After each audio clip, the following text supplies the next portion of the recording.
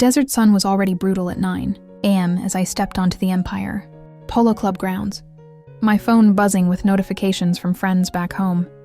"You're so lucky. Take me with you! This is going to be epic." I adjusted my sunglasses and took a deep breath of the dry Coachella Valley air, bracing myself for what would become the most chaotic, exhilarating, and occasionally miserable 72 hours of my life. This isn't your typical glossy influencer recap. This is the unfiltered truth about Coachella 2025, from the magical moments that made my soul sing to the downright disgusting realities no one talks about. So if you're thinking about going next year, buckle up, because I'm about to break it all down, the good, the bad, and the ugly. Let's start with the good, because when Coachella shines, it's blinding. The moment I walked into the festival on Friday afternoon, the sheer scale of the art installations hit me like a psychedelic wave. This year's centerpiece, a 100-foot-tall kinetic sculpture called The Mirage, actually moved with the wind, its mirrored surfaces casting rainbow fractals across the crowd. It felt otherworldly. I watched a group of strangers spontaneously hug under it during Tame Impala's sunset set, their faces streaked with golden light. That's the Coachella magic, when 125,000 people collectively decide to believe in beauty for a weekend. The music?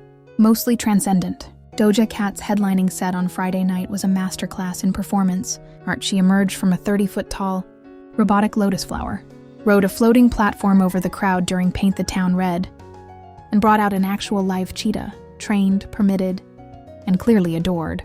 For her new single, Wild Child, the crowd lost their damn minds. Meanwhile, over at the Do Lab, an unsigned DJ named Cairo dropped a surprise midnight set that fused Arabic percussion with hyperpop. I've never seen a dance floor evaporate into pure joy like that. These are the moments you chase at Coachella, the ones that make you forget the $22 tacos and the blisters. But it's not just the main stages. The real magic happens in the unexpected places. At one point, I stumbled upon a pop-up jazz band near the merch tent. Saxophones wailed, people danced barefoot, and for a moment, it felt like we'd all been transported to a different era. On Saturday night, a group of strangers invited me into their glow-stick-lit circle to vibe to a DJ I had never heard of. We danced like we had known each other for years. I even met an artist who had been coming to Coachella since its very first year. He told me how the festival had changed, how it used to be smaller, more intimate, less about social media, and more about pure music discovery.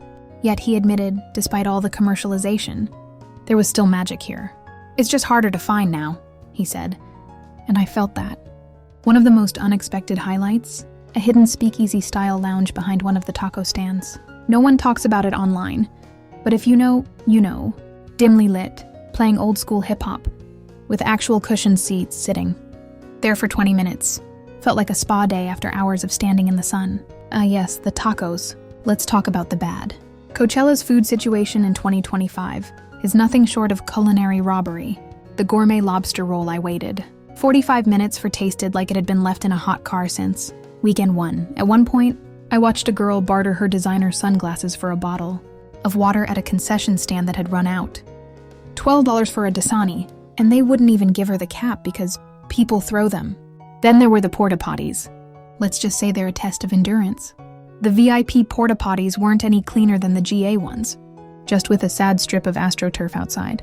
If you're going next year, bring your own toilet paper. Trust me. The crowd? A mixed bag?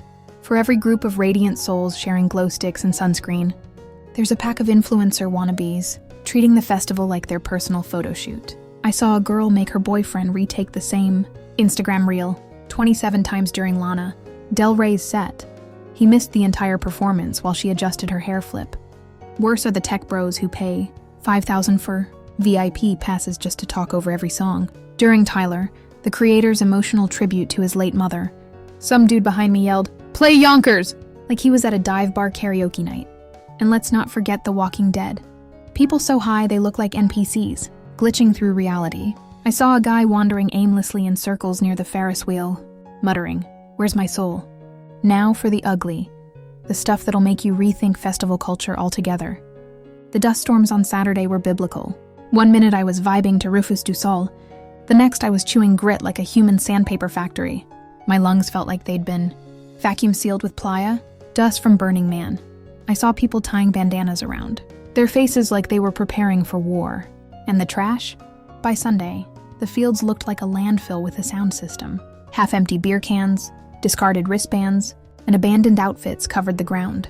I watched a girl in a 1/500 Caperni dress step right over a crying child who'd lost her parents, just to take a selfie with a half-collapsed art piece. The post-festival come-down is real.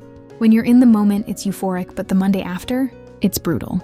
The exhaustion, the dehydration, the sunburn. My feet looked like they had been through war. The Coachella flu is real. I had a friend who swore she saw a guy pass out in line for the shuttle, only to wake up an hour later like nothing happened. So should you go? If you can afford the $1,500 for tickets, lodging, and survival supplies, and if you're willing to embrace both the transcendence and the trash, yes. But pack earplugs, wet wipes, and your patience. And for God's sake, wear closed-toe shoes. The real Coachella happens in the campgrounds. That's where you'll find the best parties, the kindest people, and the only decently priced food. Shout out to the pancake grandma at Lot 8. The festival grounds are just the shiny facade. Kutanen would rage again, but with more prep and lower expectations. Now excuse me while I peel this glitter off my sunburn.